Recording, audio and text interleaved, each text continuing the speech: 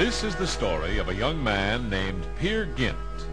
Peer lived in Norway, a beautiful, faraway country where the tall mountains are covered with ice, and the coastline has deep harbors of water so blue it reflects the snow-capped peaks above like beautiful mirrors. Peer Gynt, everyone agreed, was a handsome young man. Everyone also agreed that Peer had a bad habit of telling stories that were simply not true.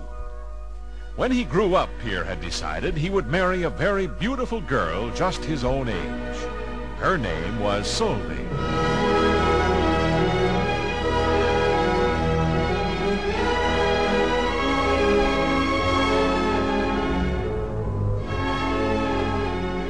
Though she liked Peer very much, Solveig told him he would have to learn to tell the truth, or else they could never marry and be happy. Why, no one ever knew if Peer were telling the truth, not even his own mother. Someday, Solveig said to Peer, you'll tell a story that will get you in very serious trouble.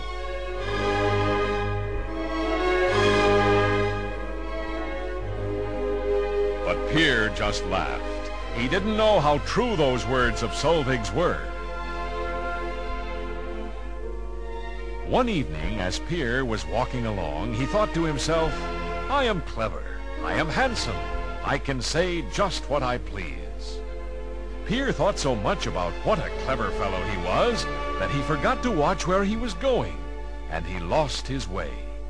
He walked and walked and walked, trying to find his way out of the dark forest, for night was falling. Very tired, he finally lay down near a big cave.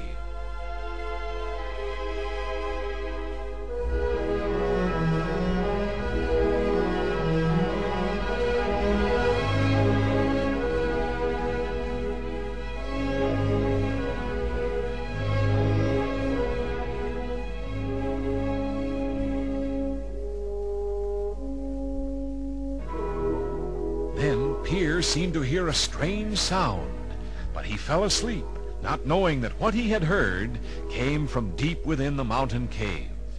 It was the noise of the troll people, strange little creatures who were afraid of the sun and came out only after dark. He awoke for a moment. Then he fell into a deep sleep. He could hear the trolls no longer. Though Peer could not hear them, the trolls heard Peer, and they waited until they were sure he was sound asleep. Very slowly, softly, they crept out of the cave.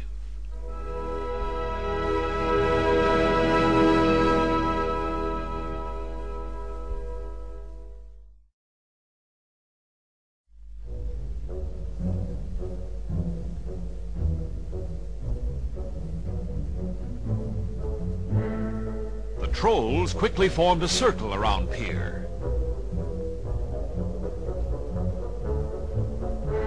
Then quietly the trolls carried the sleeping Peer far underground to the dark hall of the Mountain King. Peer awoke. He was surrounded by trolls, and there, sitting on a huge throne, Peer saw the largest and ugliest of them all, the king of the trolls.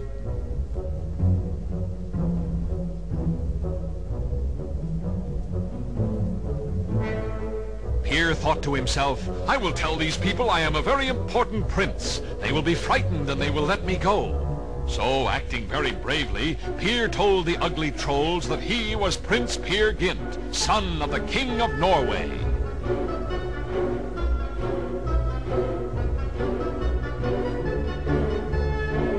Even though Peer was not a prince, the King of the Trolls believed the story, and he said, I was going to let you go, but since you are a prince, you will make a fitting husband for my daughter.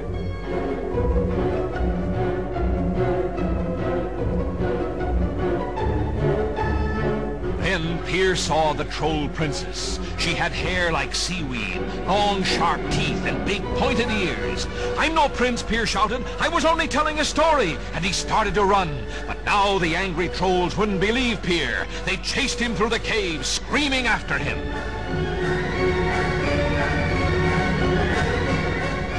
Peer ran as fast as he could. If I ever get out, I'll never tell another story. Never, never.